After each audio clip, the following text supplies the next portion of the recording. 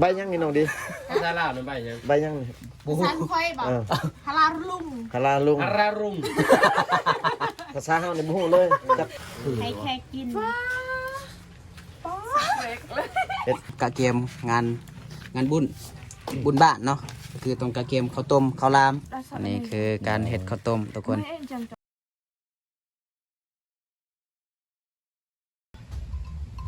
สบายดีสวัสดีสบายดีบรรสวรรค์พ่อพี่น้องเบิร์ดสุขุสุขคนคือเก่าทุกคนเลยเนาะยินดีต้อนรับเข้าสู่วิถีชีวิตชนบทลาวคือเก่าเนาะ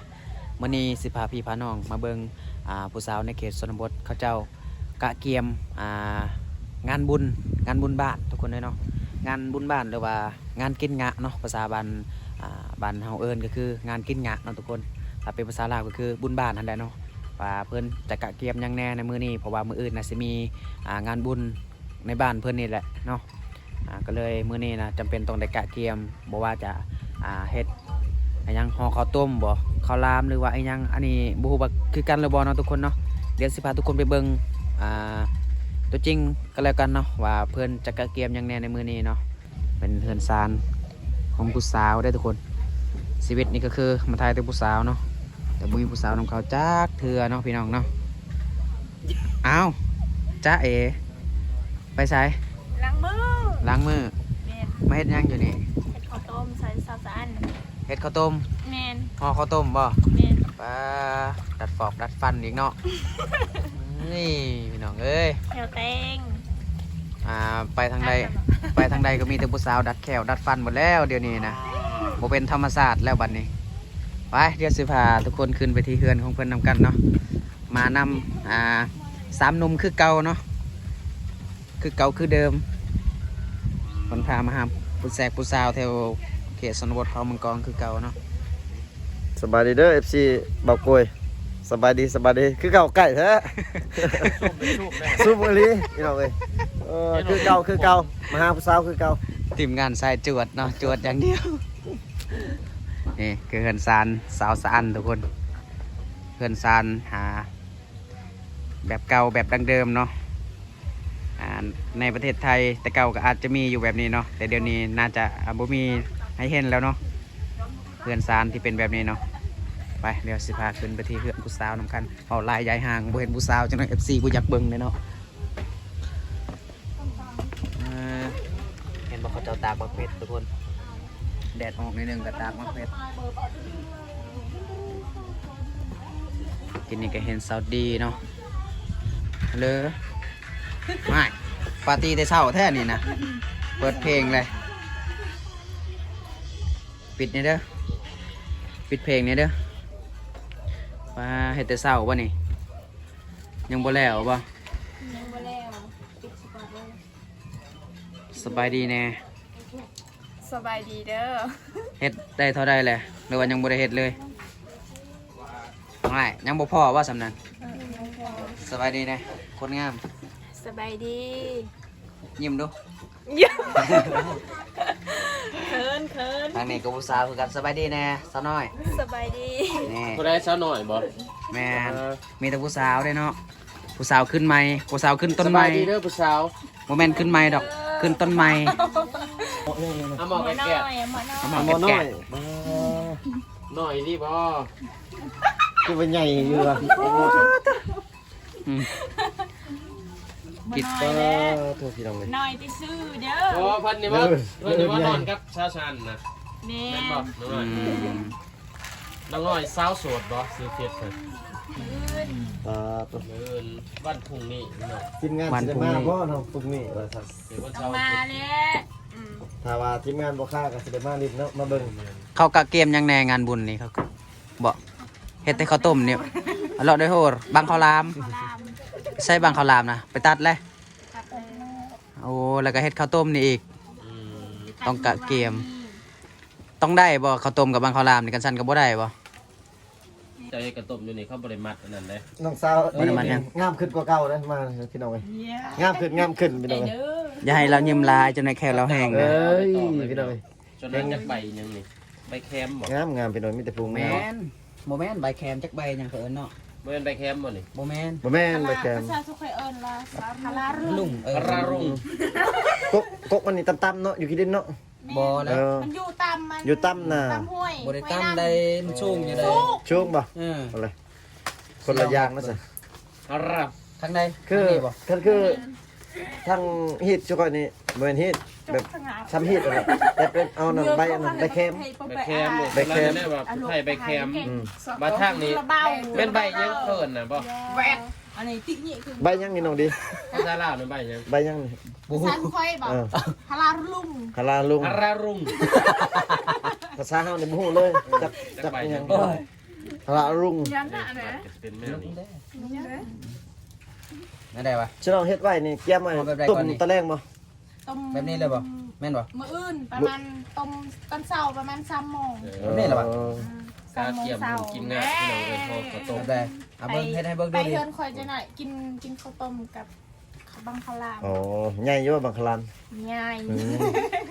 ใหญ่ที่สุด ช่วยมักบักใหญ่ คิดว่าไอ้มักน้อย ๆเฮ้ย โอ้ย เอ้ ตัว ย หลายๆเลยนี่เนาะเอาเลยจักห่อเฮ็ดจักห่อประมาณ100 200บ่ เฮ็ดลายเพื่อแขกเนาะ เป็น แขกลายอยู่บ่มามือบุญน่ะ เอาแบบใดเออแบบนี้เนาะ บางเถื่อกะไล่ ใส่ลายบ่บ่นี่น้อยบ่บ่นี่นะ อีก ใส่อีก ตาม บ่ บอกคนมีมาชิมาด้วยบ่เนาะ แมน ใส่เบี้ย ใส่เบียร์ เอาแล้วแต่ มีช่างแหน่ในเขานี่ มีแต่เขาก็มียังนี่ เม็ด ทั่วดิน เม็ดชัว สตอง บ่แม่น สตรอง เนาะ หมักทั่วตัวหมักทั่วให้นั่นน่าสันๆนะบ่นี่ บริษัทและแง่วนะ ตัวเนี้ยเอาเดี๋ยวน้องผมมาจะใช่นะ เว้ย มันตักน้ำบ่น่ะ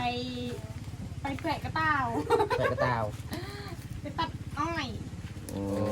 ไปตัดออก ต้องมี มี แข็งหน้าแล้วก็ใส่อยู่กับโต๊ะต้องมีมันต้นแล้วก็ข้าวต้มบังข้าวล่ามมีอ้อยให้แค่กิน เฮ็ดแซ่บๆได้เจ้าเด้อบ่โกยเฮ็ดบ่แซ่บแล้วนะ เดี๋ยวจะเกี่ยม บ่ได้เว้ย งานกินนะเป็นบุญประเพณีของส้นเผามะกอก นี่ จากที่ว่าเก็ มือบุญ บ่โกยเฮ็ดแล้วมันบ่ได้ทุกคนเลย มือบุญน่ะกินข้าวต้ม เจ้าเอากระตบเนี่ย ข้าวต้มแล้วข้าวราม แมน มีหยังอีก กิน ซีน อ้อยแล้วก็มัน เอ่อ ซีนงัวซีนควาย ถ้าบ่ได้ข้าวต้มนี่ก็บ่ได้ กินแล้วจะง่วงมื้ออื่น บ่เฮ็ดก็บ่ได้บ่ข้าวต้มนี่นะ กินควาย เออ เอา บ่ได้เนาะ หนึ่งไปเอาซองตุ เอาสองตัวสองพูดพู ผู้ ด ใช้หลายๆนั่นนี่ พูดหนึงเท่าไหร่เนาะ คนละแสน อ่ะ 2 ว่า แสนเนาะแสดงน้องเสิร์ช ว่าสิเฮ็ดช่วยก็เฮ็ดบ่ได้เฮ็ดบ่เป็น อ๋อ เออ พ่อกับแม่บู๊คือกันนะ ซ้ำสิเมาพี่น้องเอ้ย3แสนพี่น้อง อ้าวพ่อแม่ตั้งหากอีก พ่อแม่ตั้งห้า อ๋อ เจ้าน่ะเฉพาะตอนรับ เนี่ย เฉพาะเฉพาะน้องดินน่ะ3แสน เอา เนาะ กระแข่งให้จุไอายมาหันแหละก็กินน้ำกันบ่มี บ่ได้บอก FC บ่ ส่วน FC มาแล้วมาดินบุญน้องเด้อบุญบาทน้อง บุญน้องบ่ โทรบอกแล้ว โทรบอกแล้ว ย่าไปตีบ่อยากไป โทรบอกแล้วบ่ เออ จักคนเจะโทรบอก ยั นะ งบ่ทันโทรตันเลงสิโทร แม่มือไม่ได้กินเลย มาท่านกับท่านบ่ท่านกับบ่ได้กินเลย เราประทับมันคือเบิดวะ ถ้า FC ไผมาแล้วก็เมื่อนำ FC เลย นั่น น้องสาวสะอันก็อยากเมื่อกันบ่น้องFC อยากเมื่อ อยากเมื่อน้องสาวน้อยนี่ก็มี FC ลบอยู่บ่บ่มี ไม่เอาหันตา สิเอาอยู่บ่สิเอาอยู่บ่ FC เอาอยู่บ่ FC นะ เอา เอาเนาะ รักตะยาวเลยยาว ใส่เบิ่งค่อยลองมึงดูค่อยลองมึง เฟ ดู ซน้องลีชื่อได้เฟซน้องลีครับ เพจไผเพจอะไร บ่เฟซน้องลีก่อนนะ เพชรน้องดี เพจไผบ่อีน้องดีลูกสาวเดียว เออ ตัวลาว ตัวลาว น้ เนาะ องลีลูกสาวเดียวตัวลาวเนาะเฟซน้องน้อยนี่สันเนาะ อีน้องน้อย อีน้องน้อย อีน้องน้อยชื่อ ตัวลาวบ่ ซื้อหน่อยซื้อได้ ตัวลาว หน่อยพี่น้องเลย แล้วก็น้องสาวสะ น้อ อั ง น ซา ด้วน ได้ ย ฉัน อีน้องสะอันบ่ น้องซานบ่ภาษาลาว โอ้ยผ่า ภา นี่ ษาลา เนาะ ว โสดเบิร์ตี้นี่ โสดเบิด โสดเบิด3 พาไปได้บ้างเอาพาตัวนี้อีก โสดเบิด3แต่ว่าเพิ่น โสดโปรดจีบ แจกเพชรให้แล้วเนาะแต่ว่า แมนพี่น้องเล ให้ ย คนหาพี่น้องพิมพ์หา มีแต่ภาษาลาวเบิร์ดเหมือนนี้เนาะเฟซบุ๊กเนาะ มักคนใดก็ทักหาพี่น้อง มักคอยกับทางหา คือ คอย เห็น ได้ ขาดไปนึงคือเห็นหนองมึกบ่อยู่บ่ น้องมึกไปใช้ เราเลื่อนเราเอง เอ โอ้ อ คือกันเราไปใส่ย่านเราไปกินงะอยู่บ้านคุณซีจักมื้อนี้เขา เอ กิน อ แม่ ที่บ้านคุณสีเห็นเขาเสร็จอยู่ ยามนี่แมันยามแบบบุญบ้านชิน้องเนาะแบบอยู่ในเขตชนเผ่านี่ยามนี่เนาะเขาเฮ็ดบุญเนาะ แม่น แบบเวลาเก็บเกี่ยวข้าวเรียบร้อยก็กินอืม บนประเพณีพี่น้องเอ้ย บุญประเพณี คือบอก บ้าน ปล่อยใช้มันจังแซ่บ ใบตองมันบ่งามใบสานี่บ่งาม น้องสาวดีนี่เบิดแล้วบ่ยาดีนี่ จะได้ อ้าว บ่น้องดี ฮะ ยังมีอยู่บ่ยาดีฮะ FC ถามยังมีอยู่บ่ มีใครมาเอา ยังบ่มีใครมาเอาซับ ญาติ ยั ต้อง งไง ญาติต้องคือผัดนะ บ่สงสัยน้องมียาดีแบบความงามพร้อมเบิ่งลาน้องก็งามขึ้นกู บ่มี แห้งสด มี แห้ แต่ ง ยา หน้า ดีอันนั้น มีแต่มีแต่ยาผู้ชาย อย่าดียังอย่าดีอันนั่นนะคือบ่แบ่งให้ค่อย ผัก แน่ หาผักหา บ่ได้แล้ว ว่าน้องน้องท่านโปรตีนมันสิบ่สนัดบ่ บ่แบ่งให้แล้ว ก้อยก็จักได้คือกันได้ ให้ต้องให้ค่อยสิให้ต้องแบบให้ที่เป็นผัวข่อยใช่ไหม ให้แต่คนสำคัญ ให้แต่พวกในอนาคต แม่น ญาติพี่น้องเอ้ย น้องเพิ่นว่ามียาดีตลอดพี่น้อย คิดว่ามานี่นะก็ให้ค่อยแน่ค่อยมาไกลเนาะ ไผบ่มีเหือมีแห้งถือว่า คือ เสหากใหม่กินน่ะคือคักบ่ได้นอนเบิดคืนพี่น้องเอ้ยบ่แม่นเป็นหยังไงลูกเขาข้างหน้า เมา อยากจะทองบ่อยากจะปวดท้าย พอจนเบิดเขานี่ถึงเนาะ ระบบจะช่วยกินปลาให้ครับเห็นเลยปลดจังงานเลย ว่าชุดลองนะฮอจนเบิดเขาแล้วหนีบ่ เอาไปเอาหัว ฮออีกน้อยหนึงกับพ่อบ่ เนียน เออ จะแบบไป เพราะมันสิเต็มกระยังเลยนี่เนาะ เฮ็ดลายนี่กินเบิดบ่น้องบ่แต่ละปีนี่เบิดบ่ เบิด มาห่ออันนี้นะมาห่อสวยซาซานบ่แล้วเราไปเฮือนเจ้าอีก เนียน เพิ่นเอามาเฮ็ดแล้วล่ะ ยัง อ๋อ มันบ่คมบ่ใบนี่ คืนนี้แน่ อ๋อ มันบ่เป็นหยังบ่ วันนี้กินแน่ จักใบยังพี่น้องเอ้ย รวมกิน ใบมักต่อ ต้มบ่ได้บ่เนาะ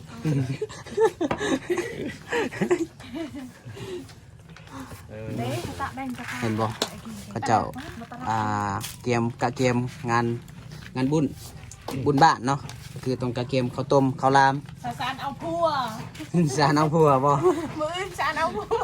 เอ โอ้ อย สะอาดสิเอาผัวแล้วบ่ยังบ่มีครับ พัวยัง ช่วงนี้เพิ่นจะถึงเลขตลอดได้น้องซานได้ช่วงนี้ได้ เอาใส่เลขว่า เป็ ซาน นเลขตลอดเนาะ น้องอันเซเลกเลย ใส่เลขบ่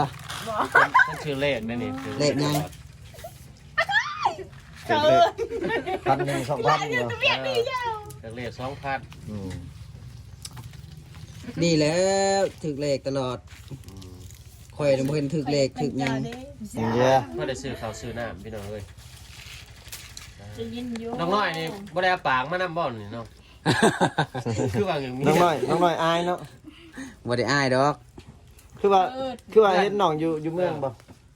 น้องไปเข้าโรงเรียนอยู่พุ่นบ่น้อง แม่น แม่ บ่ นบ่ น้อยเอาน้องออกแล้วหรือยังเขาอยู่ต ยั อง น เข้าบ่หรือออกแล้ว ออกแล้ว เอาออกแล้ว บ่มีเงิน คือออกไวเถอะ อีกไม่พูด เออย าวยาวบ่มีเงิน บ่มีเงินสิเรียน เรียน แม่น ได้ออก เดี๋ยวว่าตา คือน้อยว่าช่วงหนึงคือว่าเห็นน้องเพิ่นเข้าโรงเรียนอยู่เมืองแล้วก็ ใหญ่ไว้เด้อ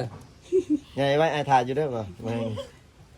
ถ้ามาทายเป็นนางเอกอยู่ อ่านดีแล้ว โอ้ยสำนีก็ใหญ่แล้ว เราอยู่วังได้เงินเนาะ เอ้าเพื่อนเล่าเลยติดกับเพื่อนคอย ลังเฮือนนั่นเด้อลังเฮือนซาดีเลย หลังเงินทางแปะทางนั่นบ่ เนี่ย โอ้อีน้องน้อย แต่ว่าแนวอื่นบ่ได้น้อยนํใจใหญ่อยู่เด้อใจใหญ่เด้อ ในชนบทน่ะบ่ได้น้อยได้ ท่านได้บ่15ปีได้บ่ซ้ำน้องซานบ่เลิกนอนกว่า 14มา13ก็ 14ปี โอ้ 14ปีตัวบ่ใหญ่เลย 14ปีน้องซานนั่นแม่น15ปีบ่น้องซาน บ่ฮู้ โอ้โห 14 ประ เท่า มาณนั้นแหละ บอกกล้วยห้าสิบสอง น้องซาน17 ข่อย นี่ 15 19 ข่อย แล้วก็15 อืม 15เพิ่นบ่ โอ้ แต่ว่า สิพอะไร แต่ว่าอายุ หัวอยู่ได้อีก ประมาณ18 19แล้วน้องสาวดีเนาะ19หรือ20 หรือ21ถ้าสอง 30แล้วเจ้านั้น แต่ว่ายังงามคือเก่าเนาะซ้ำๆคือหน่อย 11ปี ยังแจวนะ หยุด สาวเฮาในชนบทนี่14-15ปีนี่เป็นสาวแล้วได้พี่น้องเอ้ย แม่น สามารถล่มบาวหรือว่าแต่งงานได้เลยแล้ว สาวน้อยนี่บ่แม่นออกโรงเรียนน่ะสิลมผู้บ่าวนี่บ่จังได้ผัวบ่เนาะแม่นบ่สาวน้อย เล่ ประมาณนั้นแหละ เปล่าไปซ้ายคอยเอานะ มื้อนี้หั่นสิน้องเฮ็ดแต่ข้าวต้มบ่ ตะแดงละตะแดง ตอนแรกเฮ็ดหยัง เป็นยังตอนแรง กระดิ่งในโฮน ตะดิงเดโฮ ตอนนี้โหน เห็ดข้าวหลาม เมทูจ้า บ่น้องสานสิน้องเฮ็ดแต่ข้าวต้มบ่มื้อนี้ หนักจ้ะ ข้าวต้มแล้วมัน เฮ็ด ข้าวห แต่ ลาม แบงเฮ็ดแต่แบง แม่นบ่ไม่พูดเหรอ บัตร ข้าวหลามเนี่ย บัตรมันได้ซะบัตรมันแบบไว้ได้ซะไม่ได้สิน้องเฮ็ดนะ มืน ตัดดิ อ๋อ ตัด ตั มา ดแล้ว ตัดแล้ว ตัดแล้วแล้วมาเผา มาเผามื้ออื่น โอ้ สิ้นกับมื้ออื่นบ่สิ้นงัวกับมื้ออื่นบ่อ๋อแสดงมื้อนี้นี่เฮ็ดแต่ข้าวต้ม เพื่อนนั่งได้กันเพื่อนนั่งเฮ็ดกระตบมื้อนี้ โอ้ยจะเบิ่ง น้องน้อย ตอน บ่ได้ห่อ เขา บ่ ตัด อยู่ เปลี่ เพื่ ย อน นน่ะบ่ได้ห่อกระต้มบ่ เห็ดแล้ว เฮ็ด เฮ็ดแล้ว โอ้ เฮ็ดไว้เถอะ เฮ็ดไว้แท้ช่วยว่าสิไปช่วยได้บ่ยิ้มตลอดยิ้มตลอดตลอด ดีพี่น้องเอ้ย เพื่อนตัวน้องไปทำไม ตัดวายเลยน้องสาวเดียวตัดวายตะไม้ เราทุกคนใกล้สิเบิดแล้ว การห่อข้าวต้มในเขตชนบทเรียบร้อยเฮ็ดให้เบิ่งดูซะหน่อยเฮ็ดให้เบิ่งดู คิดว่าผู้บ่าวโทรมาบ่แม่นพี่น้อง บ่กล้วย ตใจเบิด บ่กล้วยห่ออยู่กินนี่แต่ห่อบ่เป็นทุกคนเด้ แม่โทร เบิ่งเขาเจ้าน่ะสำนาญขนาดเนาะเฮ็ดเก่งทุกคนเด้บ่กล้วยนี่เฮ็ดบ่ได้แม่น เฮ็ดอยู่ทุกปีพี่น้องเอ้ย อันนี้บ่ได้เสร็จมันบ่นี่นะบ่ได้เสร็จเลยบ่ ล้างบ่ได้บ่ เออยันว่าให้นี่เอาดิ้นล่างเลยนะครับ เห็นบ่เรียบร้อย แบบเนี้ยอยู่ เกะให้ผู้แกะสลาบันให้ผู้พี่อัปเดตนะ มาราให้ กินได้ไหมนะ เฮ็ดแนว เนาะ ไปเหนียวไป ว่าโปรตีนล้วน เอา โปรตีนล้วน ๆบ่แม่นประเทศอินเดียติ จะคืออินเดียได้แต่แนวนี้ บ่แม่นประเทศอินเดียติแบบนี้นะ ผู้นั้นเป็นคนโชคดี อันนี้เป็นวิธีชีวิตของเขาเจ้าเนาะทุกคน ที่ห่อข้าวต้ม ให้แปะเลยทีตะไม้แต่ละตะไม้ มึงเด้อไอ้ที่ไทย ต้องไปช่วยกัน ก็ไม่ท เขาเจ้าเฮ็ดไหวขนาดเนาะเก่งเนาะคอยลองเฮ็ดแล้วเฮ็ดบ่ได้คอยเฮ็ดบ่เป็น ำอันไหนอยู่ที่พายกับมันทำไมตาเมสลาสะอาดอ๋อค่ะอ๋อคืออยากแกะหย ใส่มักจักมักถั่วยังเนาะถั่วน้อยๆเม็ดน้อยๆนะทุกคน ตาใหญ่ โอเคเดี๋ยวให้เบิ่งนี่เนาะ ตาใหญ่ เม็ดน้อยเอาละตกเลยเอาเฮ็ดแต่เช้าบ่นี่นะแต่เช้าบ่เฮ็ดนี่นะ แมนเฮ็ดเศร้า อืม ได้ไปไง มาเด้อผมลินบุญบ้านน้องเด้อ มาเด้อเอฟซีมาลินบุญอยู่บ้านน้องเด้อ ไผวางเนาะ บุญยัง ถ้าบุญหนักเด้ บุญจังงะ กินงะเปิดประตูเล่า โอ้เปิดกินงา เออ เปิดประตูเรา ถ้ายังบ่กินบุญอันนี้นะเปิดประตูลาวนี่กินข้าวบ่ได้บ่ กินเขาไม่ได้ ปิดประตูลาวไว้เด้ ปิดได้เปิด งานบุญกิน อันนี้แหละคันบ่เปิดน่ะก็กินบ่ได้เนาะ ประตูเราพี่น้องค่ะถ้าว่าทางส้นเผ่าผู้ไทยเป็นว่า ถ้าว่าเอฟซีไพมาตอนนี้ละกันแล้วกินงะแล้วน้องซิเมอร์นำเลย นาน โชคดีได้มาได้มากก็ถือว่าโชคดีน้อง จะ ดี ได้ เนาะ เอฟซีบอกว่ายังเอาคอย นี่พี่น้องเว้ย ฝ่าวมาตอนนี้เด้อ ยังประกาศหาพอหอมอยู่พี่น้องเว้ย หาเรื่อยๆแต่ยังบ่มี ยังบ่มีอยู่ พอ หมักลุ่นงมเอาเด้อ พี่น้อง ลุงให้ลุงปานไหนบ่ มักแบบรุ่นใหญ่ๆพี่น้องเว้ยรุ่นอายุแก่ๆพุ่นเนาะแบบรุ่นงมเนาะ งมเท่าๆหา แม่น ไม่เห็นยังเลยยะ เลยลูก แสดงว่า โอ้ย ลูกค่ำก็มีแห้งเลยพี่น้องเลย แค่ในว่าได้ผัวเนาะ แสดง ว่าได้ผัว แสดงว่ารุ่นตู้ก้อนทุนละรุ่นงม ตู้ก่อนตู้ฝ่าย เออตู้ก้อนตู้ไฟ จัดไปพี่น้องเลย หมักลุ่นงมก็เอาเลยลุ่นหมัดร้าย รุ่นเล็กๆบ้าอยู่เนาะ เล็กๆน้อยๆก็มากรุ่นงมรุ่นใหญ่ๆเป็นว่าพี่น้องเลย สเปรดเอาแต่ภูงมเอาเลยนะมันขัด พี่น้อง แข็งแรงดี ตั้งเอาเด้อ รุ่ พี่น้อง น เว้ย หา ของซาว 60 ดี ปี ว่ะ ขึ้นไปนี่น้องดีมากเพิ่นว่า จัด เอาเรียบร้อย เอาสำนันเขาสิบ่ได้ทิมเราอีกนะ โอ้แม่นแม่นแม่นเนาะ ใหญ่โพด แม่ ใหญ่โพด เพราะว่าสิ ได้อยู่ดอก เอารุ่นแบบนอกว่านี่สิได้ดูแลกันตลอดไปเนาะ แม่น แม่นได้พี่น้องเว้ย เฮ็ด2อันบ่นี่ อย่าเลยเหรอกูอย่าช่วย เออ ตะกูตะเปาตะ ได้มัดได้อยู่มันใหญ่โพดบ่ พอดีเลยให้เจเอ็น เออ เจตะบังลับ ตะยิ้มเพื่อนไปนะ ยิ้มไปยิ้มมาแควจนแห้งแต่รุมใน อ๋อต้องเอาจะเฮ็ดอันยังเจ้าเอิ้นภาษาเจ้าเอิ้น ลำปื้อ ลำปื้อ อืม ลำปื้อโอ้ ปื้อ ตอกนะพี่น้อง ตอก เห็นบ่ตอนนิทานนะเขาว่าบอกลูกเคยไปขอตอกน้ำไม่เท่าอยู่หน้าเด้เขาเกี่ยวข้าวไปลูกเคยไปขอตอกน้ำไม่เท่าเนี่ยว่าน้อยขอบอกผิดแล้วว่า ตอกแองเนาะอ่ะ บอกผิดคนแล้ว บ่ฮู้ว่าภาษาลาวเอิ้นใบหยังเนาะที่เอามาห่อข้าวต้ม ลำปื้อ เนี่ยนั่นตะดาคนดูค่ะ ตอก นี่ พี่น้องเว้ย กึกว่าโมหิเนี่ย เอาใบอื่นบ่ได้บ่ใบหยังใบดอกแคมดอกหยังก็ได้เนาะ บ่ได้ อะตัง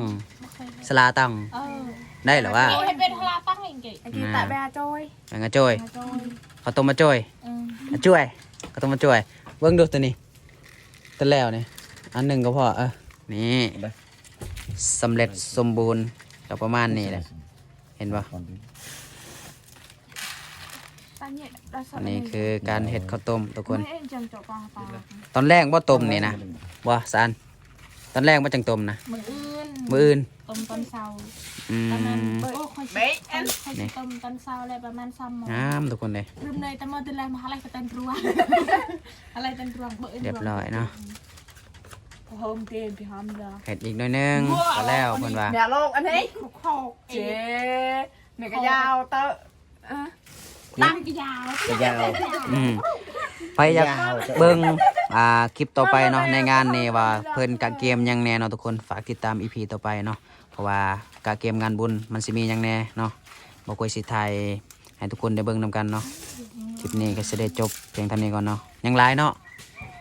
ยังไลฟ์อยู่อยู่เชฟ ยังหลายอยู่เพิ่นว่าเอาขออนุญาตจบคลิปก่อนฝากติดตามคลิปต่อไปเด้อ